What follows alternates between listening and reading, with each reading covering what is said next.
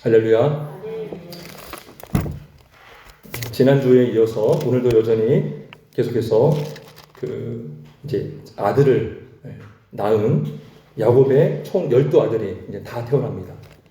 라헬을 통해서, 레아를 통해서, 그리고 그 여자들의 종들, 비라와 실바를 통해서 총 12명의 아들들이 태어나고요. 디나라는 한 여자가 한 명 더 태어납니다. 자, 근데 그 발단이 무엇이었는가? 바로 시기로부터 시작이 되었다는 것입니다. 시기로부터. 자, 우리 1절 한번 보겠습니다. 라헬이 자기가 야곱에게서 아들을 낳지 못함을 보고 그의 언니를 시기하여. 예, 시기하여 야곱에게 이르되 내게 자식을 낳게 하라. 그렇지 않으면 내가 죽겠노라. 지금 누구에게 탓하고 있죠? 남편에게 탓하고 있어요. 남편에 탓하고 있습니다. 우리가요, 어떤 문제가 생기고 어떤 어려움이 생기고 어떤 위기가 닥쳤을 때에 가장 먼저 나를 돌아보지 않아요. 우리의 죄성은 항상 환경 탓, 상대방 탓, 누구 때문에, 당신 때문에. 그죠? 애들이 뭔가 잘못 행동하면 당신 때문에 어떻게 고유적으로 이렇게 시켰는가? 그죠? 또 당신 때문에. 아기가 안 생겨요. 당신 때문에 안 생기고, 누구 때문에 안 생기고. 지금 이 라헬은요, 야곱에게 사랑을 받지만 아들이 안 생기니까 지금 굉장히 뭐라고 했어요? 내가 죽겠노라. 죽지 못해 사는. 얼마나 비교가 되겠습니까? 시기는요, 뼈를 썩게 한다 그랬어요. 잠언에 보면 시기는 뼈를 썩게 한다. 얼마나 고통스럽습니까? 우리의 인생이 시기하고 질투하고 우리 마음속에 시기가 많으면 기쁨이 없어요. 만족이 없습니다. 남이 잘 될 때 기뻐할 때 참 그게 진짜 기쁨이거든요. 근데 우리 안에 뭔가 남이 잘 되는 것 기뻐하지 않고 배가 아프고 이게 우리 안에 그 옛사람이 있어요. 죄성이 있어요. 시기하여 내가 죽겠노라. 자, 근데 야곱이요, 참 믿음 있는 말을 합니다. 지금 라헬을 혼내줍니다. 뭐라고 혼내주면 2절에 보면 야곱이 라헬에게 성을 내어 이르되 그대를 임신하지 못하게 하시는 이는 누구십니까? 하나님이시니 내가 하나님을 대신 하겠느냐. 예. 이게 맞는 말이에요, 지금. 야곱이 화를 내만 해요. 그대를 임신하지 못하게 하시는 이는 하나님이시다. 하나님의 주권에 달려있다. 정신이 팍 들었겠죠. 내가 하나님을 대신 하겠느냐. 우리 마음속에요, 자꾸 누구를 원망하고 누구 때문에 안 되는 것이 아닌가. 그래서 잔소리 많이 하게 돼요. 잔소리 많이 하고 자꾸 이렇게 푸시하고 암벽을 주고 점점 관계는 어려워지고 그렇게 되는 게 아니거든요. 하나님이 하늘에서 주신 바 아니면 그 누구도 받을 수 없다. 그죠? 세례 요한이 그런 얘기했죠. 세례 요한에게 사람들이 많이 몰렸다가 예수님의 제자들에게로 예수님에게로 막 몰려들었어요. 그때 세례 요한이 이런 말을 했잖아요. 하늘에서 주신 바 아니면 그 누구도 받을 수가 없다. 세례 요한은 철저하게 하나님의 주권을 믿었어요. 그러니까 자식이 안 생기는 것도요, 하나님의 주권에 달려있는 거죠. 우리가 태어나는 것, 죽는 것, 사업을 잘 되는 것, 안 되는 것, 이 모든 것이요, 우리의 방법으로 되지 않습니다. 우리가요, 방법을 알려고 노력하죠. 우리 거기에 속으면 안 돼요. 그 방법 때문에 되는 게 아니에요. 그때마다 방법은 다를 수 있어요. 어떤 일이든지. 애를 키우는 방법, 공부하는 방법, 목표하는 방법, 방법을 우리가 알려고 하잖아요. 근데 거기에 우리가 속을 때가 너무나 많아요. 그게 마치 기계적으로 그렇게 하면 다 되는 것처럼. 그죠? 이거 먹으면 아기 나온다. 이거 먹으면 아들 난다. 그런 얘기 많잖아요. 근데 하나님 손에 달려있는 줄 믿습니다. 방법이 아니에요, 방법이. 하나님이 주시지 않으면 받을 수가 없는 것입니다. 자녀가 나올 수가 없는 거예요. 자, 그래서 이 라헬이요, 비라에게로 들어가라 합니다.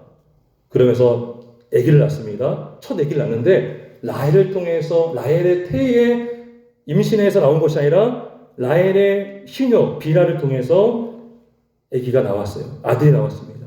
그 이름을 단이라 했어요. 그 단의 이름은 뭐냐? 억울함을 푸심. 여러분 각주에 나와 있을 거예요. 억울함을 푸심, 억울함을 푸심. 단. 그 다음에 또 났어요. 7절에 보니까 이번에는 납달리 8절에 보니까 자, 그 납달리의 뜻은 뭡니까? 경쟁하여 이겼다.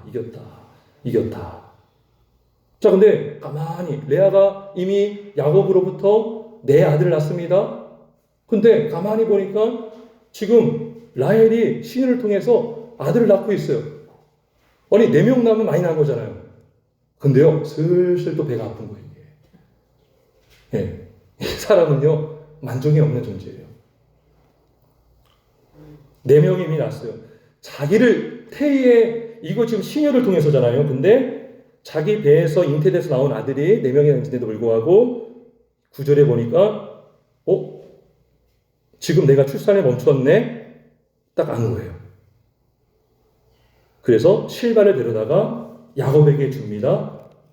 그리고 나서 아들 낳는데 뜻이 복되도다. 복이란 뜻이에요. 또 아들 낳습니다.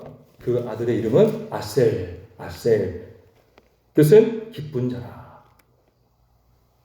지금 계속 뭘 보고 있어요, 지금? 경쟁하고 있어요, 경쟁. 애기 낳기 경쟁하고 있습니다, 지금. 지금 목적이 뭐죠, 근데? 우리 한번 봅시다, 한번. 이 목적이 뭔가? 지금 계속 애기를 낳고 있어요. 지금 방향이 지금 완전히 잘못되고 있어요, 지금. 예. 애기 낳는 것만이 목적이 되어 있어요, 지금. 자, 그 다음에 14절에 보면, 루벤이 나가서 합판치를 얻어왔어요. 루벤이 누구죠? 레아가 낳은 첫째 아들입니다. 좀 시간이 지났겠죠. 그러니까 이 루벤은 좀 컸을 거예요. 그러니까 들에 나갈 수 있는, 뭔가 음식을 얻어올 수 있는. 근데 그 얻어온 게 뭐냐면 합판체. 제가 이 식물은 뭔지 모르겠지만 고대 사회에서 합판체는 이 불임 치료제로 많이 먹었대요. 그러니까 약재. 한약재로 합판체를 딱 얻어왔죠. 레아에게 줬는데 라헬이 또 거기에 딱 눈이 간 거예요. 그거 나한테 주라 그래요. 언니, 이거 나한테 주라. 그러면서 그 라헬이 제안한 게 뭡니까? 언니가 나 이거 주면 내 남편이 언니와 동침할 것이다. 그랬더니요, 이 레아가 합판체와 부부관계를 거래하는 거죠. 지금 이게요, 일반적인 상황이 아니에요, 지금. 굉장히, 완전히 지금, 망가져 가고 있는 것입니다, 지금. 자, 그러면서, 아기를 낳았어요. 자, 레아가 임신했는데, 뭘 낳느냐? 그 값을 주셨다고 이름을 이사갈. 그죠? 18절에 보니까 이사갈. 자, 이세갈 낳고요. 또 이제 레아가 또 낳습니다. 또 낳고 그 아기를 낳으니까 수불론. 그 뜻은 그가 나와 함께 살리라. 자, 문제예요. 레아가 낳은 아들이 몇 명일까요? 총 6명입니다. 레아의 태에 임신해서 나온 아들이 6명이고요. 그 다음에 레아의 실바를 통해서 실바를 통해서 나왔던 아들은 2명. 그리고 라헬의 시녀를 통해서 나온 아들이 2명. 자, 그 다음에 하나님이 이제 라헬을 생각해 주십니다. 22절에 보니까 그의 소원을 들으시고 그의 태를 여셨으므로 아들을 낳았고 이름을 뭐라고 합니까? 요셉. 자, 여기에는 베냐민이 안 나오는데 한 번 더 낳습니다. 베냐민을 낳습니다. 근데 이 라헬이 진짜 자기의 태에서 임신해서 나온 첫째 아들이 요셉이에요. 얼마나 기뻤을까요? 근데 라헬은 여전히 성이 안 차죠. 언니는 직접 태에서 임신해서 나온 아들이 6명인데 자기는 1명밖에 없는 거죠. 그래서 이름을 요셉이라고 한 거예요. 그 이름의 뜻이 뭐냐면 더함이에요. 더함. 요셉은 더함. 자, 지금 이렇게 치열하게 아기를 낳는데 그 동기가 뭐로부터 시작했습니까? 시기와 질투와 경쟁과 배 아픔과 또 남을 탓함과 이런 걸로 인해서 지금 치열하게 아기를 낳고 임신을 했던 것입니다. 지금 이들에게 하나님이 보입니까? 안 보입니까? 하나님이 보이지 않아요. 처음에는 남편이 우상이었는데 이제는 아들이 우상이 되어버렸습니다. 여러분, 우상은요 자꾸 옮겨 다닙니다. 어느 때는 이게 우상이에요. 이거 없으면 못 살 것 같아요. 근데 이거를 통해서 욕이 나오잖아요. 그럼 욕이 또 우상이 됩니다. 그러면 또 이걸 통해서 하나님께 이걸 달라고 막 기도하고 부르짖고 줬어요. 풍성해졌어요. 그러면 하나님을 잊어버리기가 쉽습니다. 그러면 하나님은 어떻게 할까요? 그걸 싹 걷어갈 때가 있죠. 왜요? 하나님은 질투하는 분이시거든요. 그것 때문에 나를 의지하지 않고, 그것 때문에 나를 바라보지 않고, 그것 때문에 나랑 멀어진다. 그러면 하나님이 때로는 깨닫게 하시고, 때로는 징계하시고, 때로는 불러주시고, 그 사인을 주시죠. 지금 이 여인들이요, 여호와는 나의 목자신이 내게 부족함이 없으리더라는 고백이 아니라 지금 이들의 우상은 자식이 되었고 이들의 우상은 남편이 되었던 것입니다. 하나님으로 만족하지 못하고 그리고 아들을 통해서 자 볼게요. 경쟁, 그죠? 지금 이들의 이름 안에 그런 자신들의 마음이 담겨 있어요. 경쟁. 13절에 보니까 모든 딸들이 나를 기쁜 자라 하리로다. 이게 뭐예요? 우쭐대는 마음이죠. 야, 나에게 이렇게 아들이 생겼으니 나를 우러러보겠지. 임신한 배가 나오잖아요. 사람들 앞에 막 그거 자랑하면서 이제 나를 기쁜 자라 하리로다. 그죠?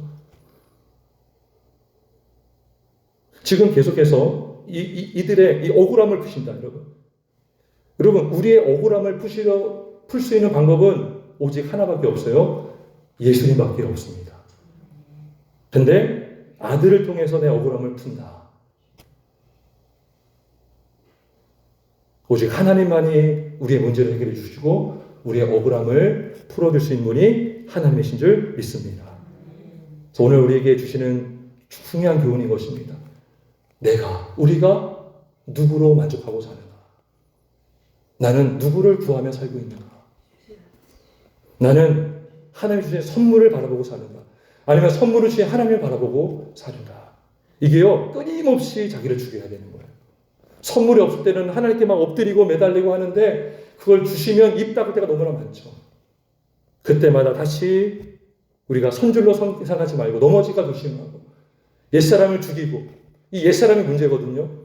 내 안에 내 자아, 하나님 안에 다른 것으로 만족하려고 하는 그 우상, 죄가 잉태한 즉 욕심이 잉태한 즉 죄를 낳고 죄가 잉태한 즉 사망을 낳는다는 이 말씀을 우리가 붙들어야 되는 줄 믿습니다. 근데 그 말씀을 붙들기 전에 우리가 정말 우리의 전부가 되시는 여호와 하나님을 바라볼 때에 우리는 하나님의 빛이 압도가 되어서 하나님이 크게 보이면 우상은 적게 보이고 하나님을 붙들면 우리는 우상이 시시한 존재로 여길 수 있는 줄 믿습니다.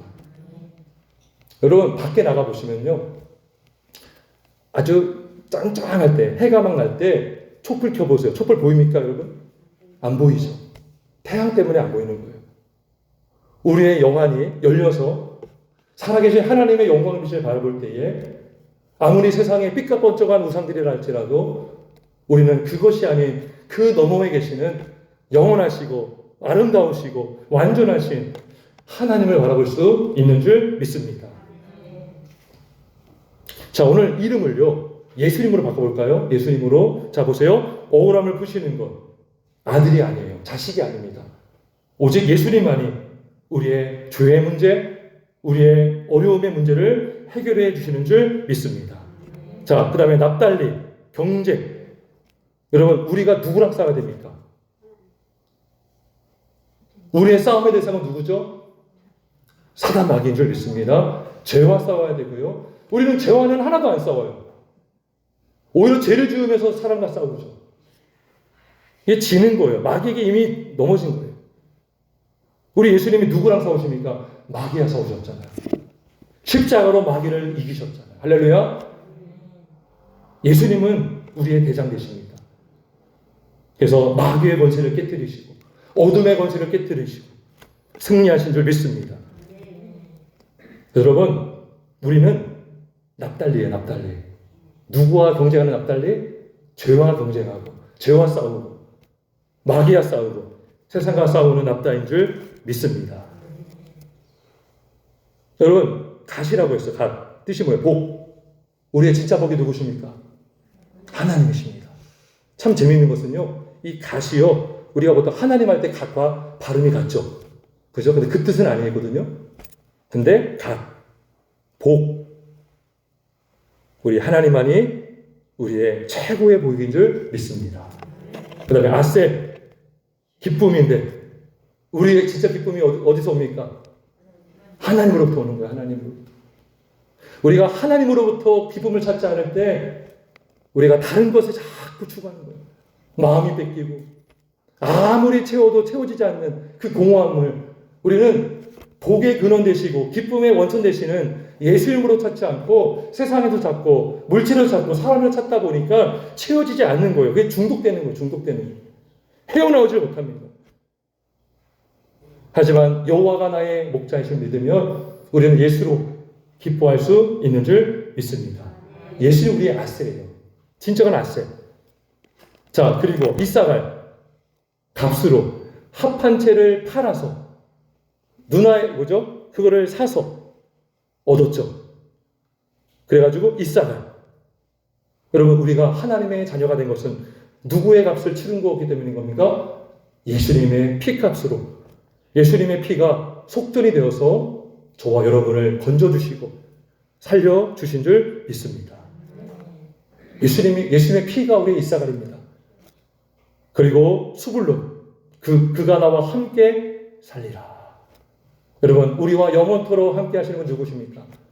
여러분, 아들은요, 언젠간 떠납니다.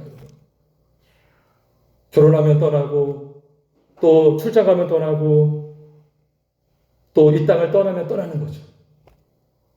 하지만 우리 여호와 하나님은 내 평생에 선하심과 인자심이 반드시 나를 따르니 내가 여호와 집에 영원히 살리로다. 그죠? 그 집에 누가 계셔요? 하나님이 계십니다. 나와 함께 하시는 하나님. 여러분, 요셉 더함이라고 했어요. 우리의 부족함을 채워주시고 우리의 궁핍함을 더해주시는 분이 바로 우리 누구십니까? 예수님이십니다. 따라서 우리가 믿고 우리가 따라가야 될 분은 오직 예수님밖에 없습니다. 예수님은 우리의 전부가 되시고 우리 기쁨이 되시고 우리를 건져주시고 우리와 앞장서 싸워주시는 우리의 대장 예수님, 우리의 기쁨이 되시고 기쁨의 원천 되시는 예수님만을 바라보시고 우리가 겸손하게 우리가 살아도 주를 위하여 살고 죽어도 주를 위하여 사는 우리의 모든 인생이 되시길 예수님의 이름으로 축원합니다. 함께 우리 찬송 부르겠습니다.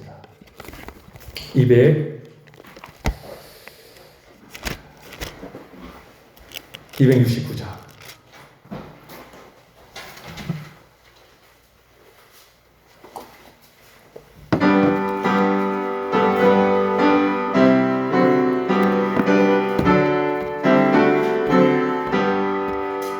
그 참혹한 십자가에 수 달려 흘린 피 샘물같이 흘러서 죄 씻어주시네. 값없어도 다가와서 내 죄를 고하며 흰 눈보다 더 이도록 참석 열어드리 나비 노래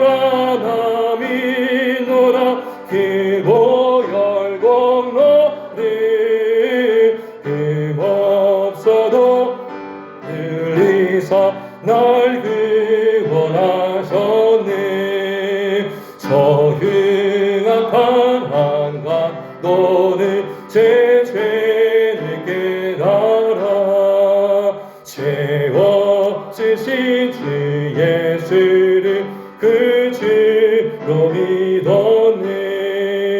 내 지은 죄유가 가라 주 예수 믿으며 용서받을 강도같이 곧 구원 얻으리. 나 믿노라 나 믿노라 기고 열공로를 흠없어도 피 흘리사 날 구원하셨네.